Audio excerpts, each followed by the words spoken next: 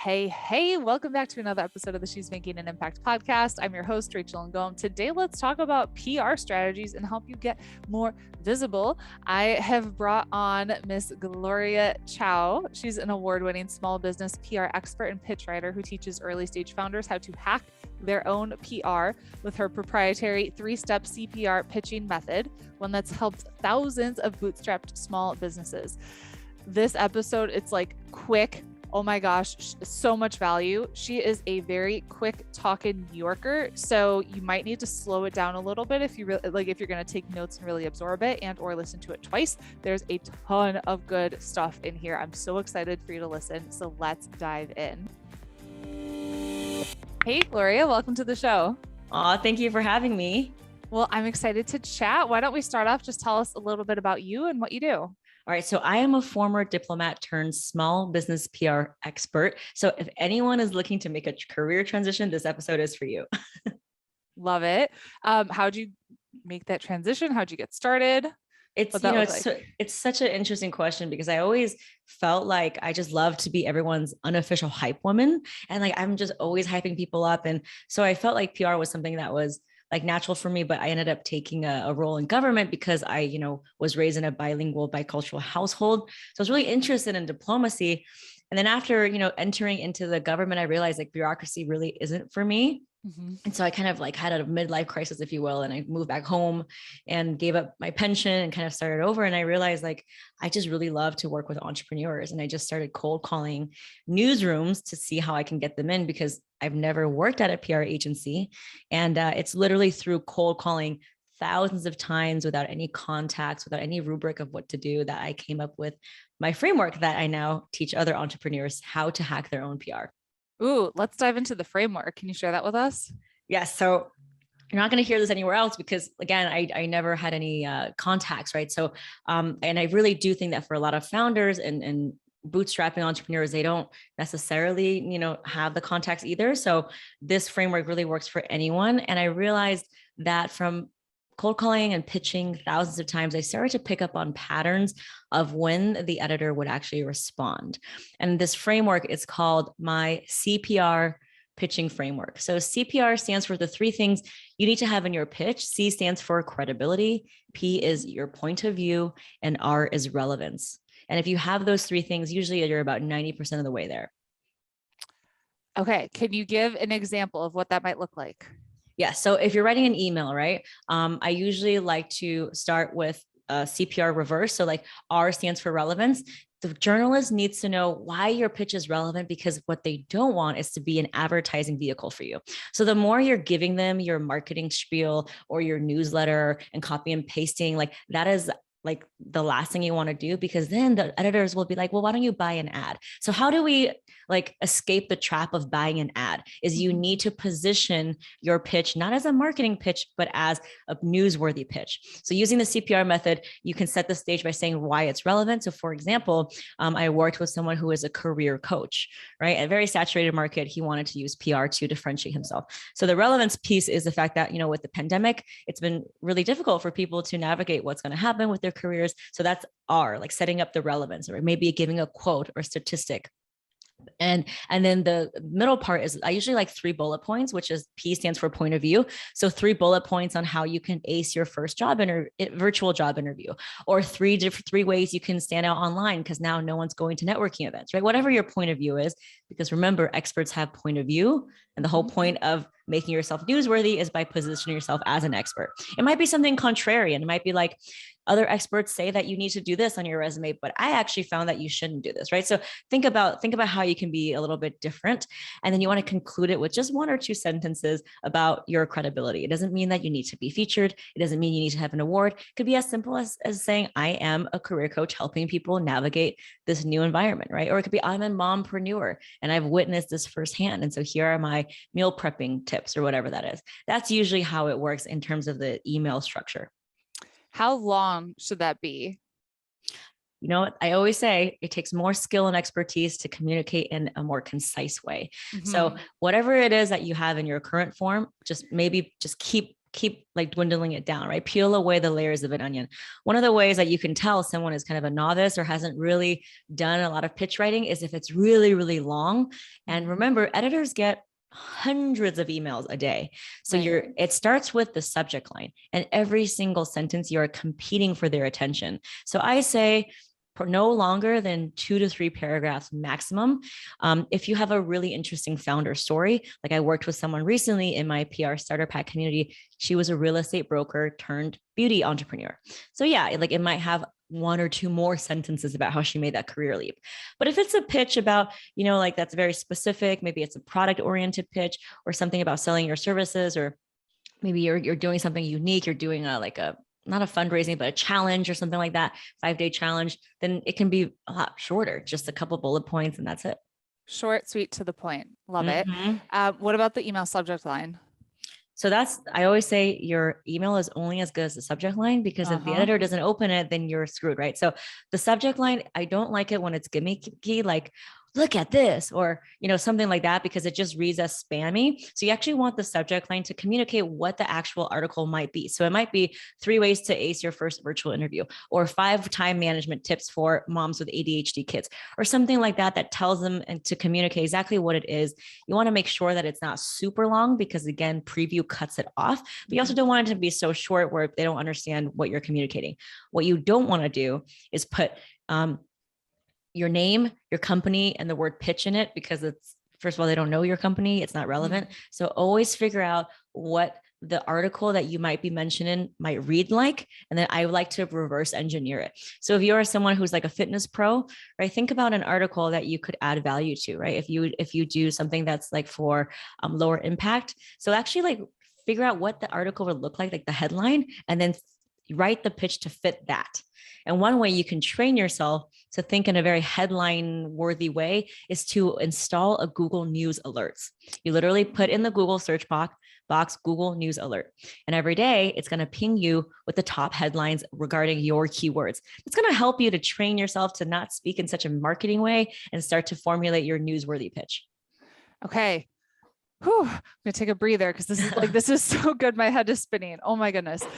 Okay. How do we find the right contacts, the right email, and making sure, and is email going to be the best place to reach them? Like, could we even reach out to people like on Instagram? Cause I know I reach out to podcasters on Instagram all the time. What's the best place?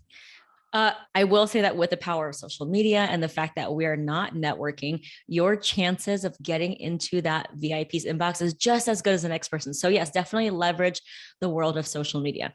I teach this in my PR Starter Pack community, but it's not only just an email, it's an email and some sort of follow-up. So if you're in e-commerce or fashion or beauty, Instagram might be a preferred avenue. If you're in finance, healthcare, education, it might be LinkedIn, right? But it's all about warming up your audience. And this as well, is the last thing you want to do is to launch something and look around and hear crickets. What you want to do is start connecting with journalists who have a history of covering your keyword, and warm them up by either giving them a compliment, following them, engaging with them on LinkedIn and saying, hey, I love this article.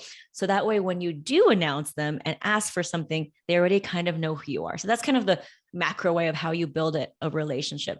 I think a lot of times founders are so used to kind of the transactional, like maybe Facebook ads or pay to play. They don't understand that this is a relationship. And if you can build a relationship with an editor or writer who writes probably for 5 or 6 outlets, because a lot of times they're contributors, you are saving yourself tens of thousands of dollars in ads. And so you need to see it as a relationship. So warming up your audience is one way to do it. Now, in terms of how you find this person, right? What you can do is you can go on Twitter and you can follow the hashtag journal request, JOURNO request, or PR request. And so that is a quick way to search for all of the different journalists on Twitter looking to interview a subject. Another way you can do is through Google News alerts, right? So if you are in, let's say, education, and you set up a Google News alert and you see all of the education headlines, you can literally click on the article and start copy and pasting those journalists into an Excel spreadsheet, right? So that way you can see, oh, this person is an education reporter at The Guardian, or this person. So that's another way to do it. Another grassroots way to do it is sign up for HARO, which stands for Help a Reporter Out. And I have so many people in my Facebook community that have gone into top tier. I'm talking about like Vogue and Fast Company using HARO. And I have a training about how to use HARO. But basically, it's kind of like I want to say Craigslist, but they send you emails every day of like hundreds of different inquiries that journalists are making. So maybe a journalist is looking for someone to interview who has a bakery or does this. So you kind of want to sift through it because it can be a very time consuming thing. But I have had people connect with journalists just using HARO alone and getting into top tier outlets. Now, in terms of podcasts, right? Because I know you're talking about podcasts. I really love podcasts. And I think using Instagram is a really, really great way to connect with podcasters, because a lot of times people like you and me will have that in our description, right? Host of something, something. And I always have a hashtag like female founders or something like that. So Instagram is a great way. But I will say that in order to land media, you really want to not only know where the journalist is, but you want to use the CPR method so you know what to say to them. And I would actually want you to practice your pitch first before you start reaching out to people. Okay. I know a lot of us are strapped on time. What would you say would be like the best bang for our time buck when we're just starting? I love these questions. And, as entrepreneurs, we have those 5% activities that generates 90% of the confidence, the growth. I mean, we all know this, right? And I really think that knowing your narrative, knowing exactly your 3-point elevator pitch, that is a skill that's going to get you invited to panels, to awards, to partnerships. So to me, that there's no like better way to make use of your time than to hone in on your pitch. So that's my argument for why you should be doing your own pitching. Now, after you have your pitch done, and you can watch my PR masterclass where I actually go through the CPR method, and you can go to gloriachoupr.com/masterclass for that at CHOU. Once you have your CPR pitch, maybe you're doing like spring, summer, something, relevant, or something for Earth Day. And you're like, oh, I want to pitch in the next month. So you have your pitch written out, you have the journalist, right? What you can do is delegate it to an in-house intern or an assistant. And this person doesn't have to be expensive. It could even be an apprentice. Basically, you would have the email. Maybe you would just tweak their first name and the subject line and just have them start sending out emails, maybe just 10 minutes a day, connecting with editors on email and LinkedIn, and then every single week following up with them once a week. I love that, of having someone on your team kind of take over it. What about follow-up? So you send the original pitch. My guess is it's kind of like a numbers game where you're not going to expect to get a response back from the majority of the ones you send out. So how often do you follow up, and what would that look like? Well, what's that famous quote? Is it Ben Franklin that's like, I don't believe in luck. I just like the more I try, the luckier I get, right? It's the same thing with this. I will say there's a couple of tips before you send out any emails. Is I want you to install an email tracking device, right? We're tracking everything these days. There's analytics for everything. Do not send an email out unless you can have data on who's opening it, because there's a lot of founders who are like, oh, my pitch sucks. But it's not that, it's just, it hasn't even been read, right? So install an email tracking device. There's a lot of Chrome extensions, like just Google email tracking. So that's number one. And number two, in terms of the follow-up, I want you to just realize that you are competing with very pushy PR people who get paid like 10, 20 grand a month. So for you as a solo entrepreneur, I always want you to err on the side of being a little bit more persistent than you're comfortable with, because that's the energy we need to be able to just keep staying relevant, right? I think following up once a week is totally fine. I think commenting and complimenting them on their article, it's a great way to nurture that relationship. And I actually just interviewed the editor of Allure, and she said that she reads every single email. She obviously doesn't respond to all of them, but she actually files it away. And whenever her editor-in-chief tasks her with something to do with that industry, she goes back into her inbox and does a search. And I can't tell you the number of times where, I've written a pitch for somebody and then they pitched it, and then maybe something else happens in the news, and then something happens, and then the editor actually goes back and emails them out of the blue months later, right? So it's a matter of just putting your name in the hat so that when it's time for it to be drawn, then it gets drawn. So I think it's a mix of both, because you want to be relevant, you want to use a CPR method, but you also want to keep following up, because you never know when they're going to be tasked to write that story, right? And here's the thing is, once you get onto one feature, right? Once you get on the phone with them, once you're get one feature. That journalist is now going to see you as an expert that they can go to. And they're going to keep emailing you back and say, hey, I'm writing a story about this. Do you have a commentary? Or do you know something about this? So just because you got onto one feature does not mean you're not going to get covered again. And it's actually only going to lead to even more features. I like it. So if you have something that is maybe time sensitive, let's say you want to do an article around Christmas, how far in advance should you be pitching? I think it depends on if you're doing a product like a gift guide, because a lot of people in my starter pack also make physical products. So if it's digital, meaning it's not print, there's usually a shorter lead time, right? So you can pitch maybe 7 or 8 weeks in advance. I probably wouldn't do much more than that. If it's print, then it's going to be a lot longer. But a lot of things now are digital because it's searchable and it's great for SEO. So let's just focus on the digital. So if it's product, if it's like best things to give, gift guides, probably do it like 1 to 2 months before Christmas, probably preferably more like on the 2 months mark. If it's more of something about like a services or Christmas or, something that's not having to do with like an actual product, then I probably would pitch it probably the same timeline, like 4 to 8 weeks. But I probably wouldn't do it much sooner than 8 weeks, because then I think it becomes like way too long of a time. But then again, you want to follow up, right? So you might pitch something 8 weeks before Christmas, and then you want to keep following up and warming them up, and then, commenting on their recent articles and just establishing that relationship.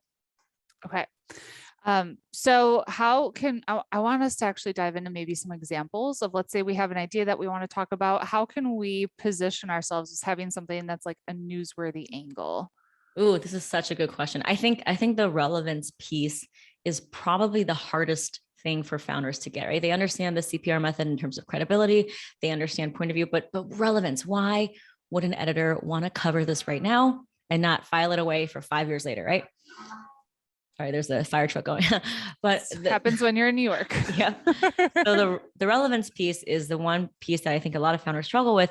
And here are the questions I would ask in terms of finding that relevance piece is, what is happening in the news, right? Is there something with a Fortune 500 company that's breaking in the news and you can write on the coattails of that? Is there a regulatory relevance? Meaning, like, is there a new policy that was passed, right? Recently, I wrote a pitch for someone who's a healthcare consultant, and it was about helping people understand the new No Surprises Medical Billing Act, right? Maybe it's something to do with education. If you're in beauty, maybe it's an FDA report. Something to do with like regulatory framework is always going to be super relevant. Another thing is our seasonal angles.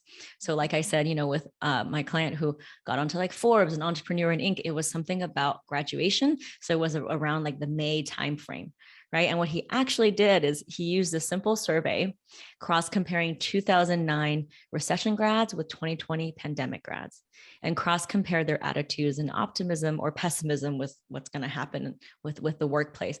And he was able to have a very simple but proprietary data that allowed him to start conversations with people at New York Times, at TechCrunch, at Inc. And he actually ended up getting on Inc., Entrepreneur, Forbes, and then he was Nashville's 40 under 40. So it keeps paying off, right? The dividends. So don't overlook the fact that you have access to your audience, a community, whether it's a Facebook group or a trade organization, and do a simple survey. That's going to allow you to really make your pitch super powerful, because the journalist is not going to do that legwork for you. So, oh, I want to read that article, because I was in graduating college right around 2009. So it'd be so interesting to see the different just perspectives. Yeah. What are some mistakes that you see entrepreneurs make when they get started in PR? Well, I think there's the mindset piece, and then there's the actual like tactical things that they do. So for a mindset piece, I always hear like these big limiting beliefs where a founder says, I'm not ready for PR, or I'm too early stage for PR. And I cannot tell you how you need to start PR early. You need to start planting the seeds early, because nothing is worse than being where you want to be and then like you haven't built those relationships, right? I even wrote a lot of pitches for people who haven't even been launched and we're crowdfunding. And I worked with this 23-year-old fitness guru, and she was crowdfunding for a gym. And she did not let that stop her from pitching and establishing her expertise on how the fitness industry can recover from the pandemic. And she was able to use the pitch that we wrote using the CPR method, got onto Shape, Lower, Bustle, Pop Sugar, Club Industry, Wallpaper. And she's still leveraging that now for her new business, right? Because she's still going back to those editors. So definitely, like, mindset wise, Don't cut yourself out of the game because you think you have to be a certain place. Journalism is not dead. People are always looking to interview new voices, right? So that's from the mindset thing. From the tactical point of view is not doing the work of transforming your marketing pitch into a newsworthy pitch. And I think that's where the CPR method kind of helps. I think a lot of times founders, they're so good at marketing themselves that they think that the same message will apply for journalists. But you have to remember that you're not selling to a journalist. A journalist is not going to buy your stuff, right?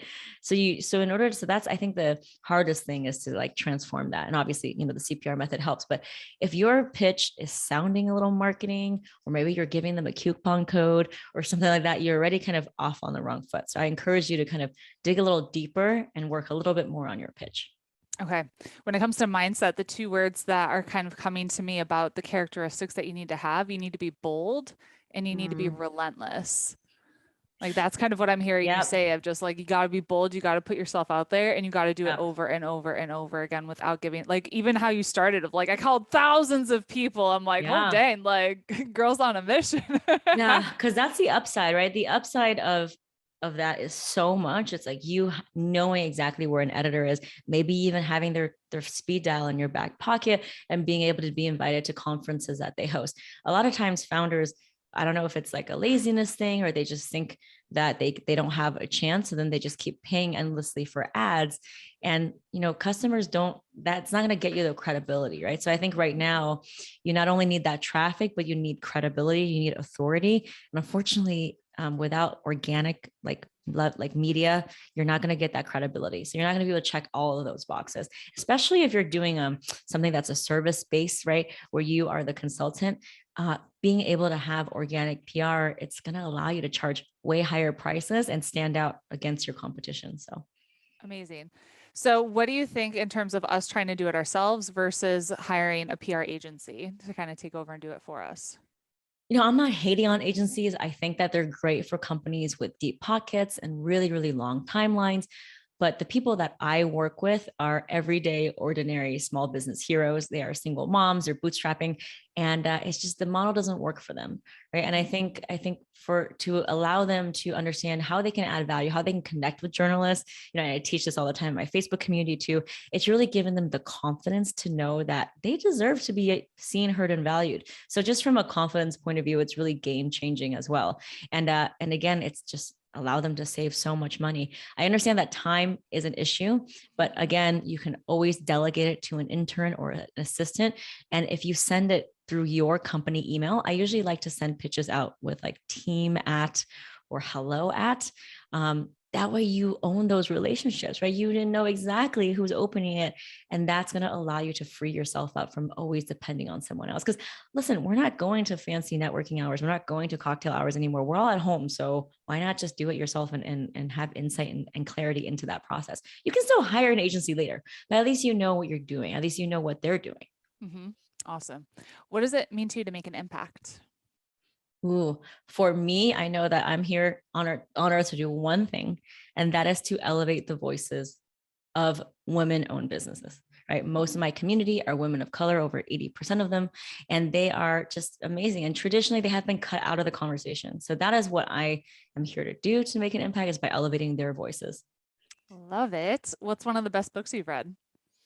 Oh my God, there's so many. I love anything by Brene Brown. Yeah. I think she is incredible. Cool. Where can we connect with you?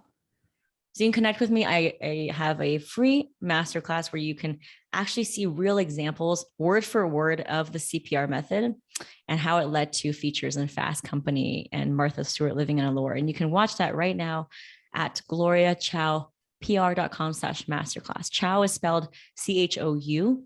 I'm also on Instagram at Gloria Chou PR. I also have my own podcast called the Small Business PR Podcast. And just shoot me a DM and let's brainstorm your angle. Awesome. Gloria, this has been amazing. Thank you so much for being on the show. Thank you so much for having me.